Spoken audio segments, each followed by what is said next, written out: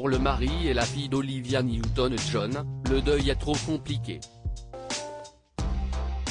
Le 8 août dernier, la comédienne et chanteuse est morte à l'âge de 73 ans après plusieurs décennies de lutte contre un cancer du sein.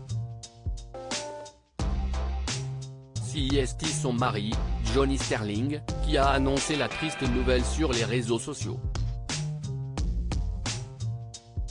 Dame Olivia Newton-John est décédée paisiblement ce matin dans son ranch du sud de la Californie, entourée de sa famille et de ses amis.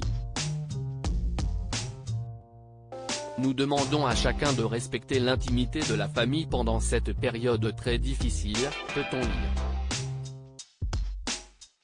Dévasté par la mort d'Olivia Newton-John, son mari et sa fille ont décidé de ne pas se rendre à un événement symbolique.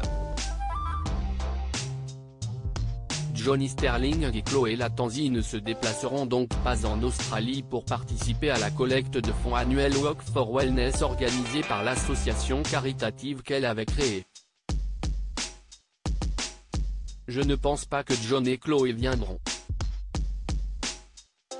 C'est trop dur pour eux en ce moment. Il est trop tôt, a expliqué la nièce d'Olivia Newton-John, Toti Goldsmith dans une interview accordée à Sunrise.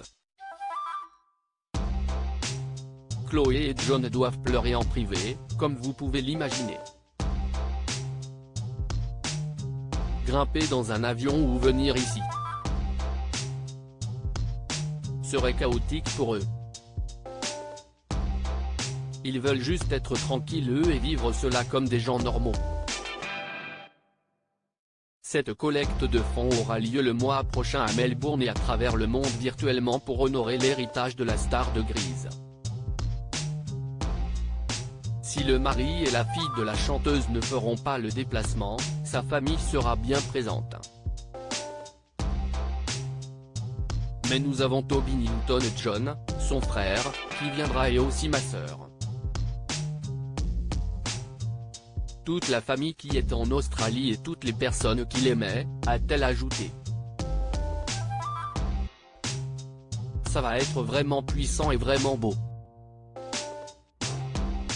Olivia Newton-John essayait de ne pas penser à la mort. Toti Goldsmith a confié que tous ceux qui ont rencontré sa tante savent qu'elle sera là dans l'esprit et enverront de l'amour et de la lumière à tout le monde.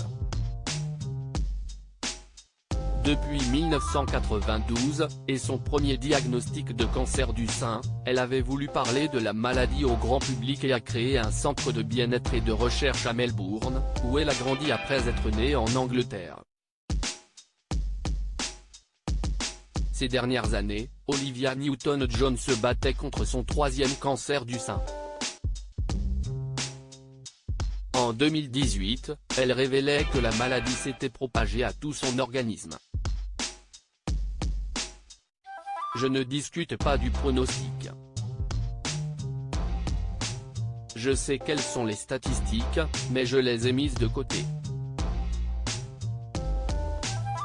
Je vais vivre plus longtemps que ça, assurait-elle dans une interview accordée à CBS. L'actrice, qui essayait de ne pas penser à la mort préférait alors rester philosophe. Je pourrais mourir demain, un arbre pourrait tomber sur moi.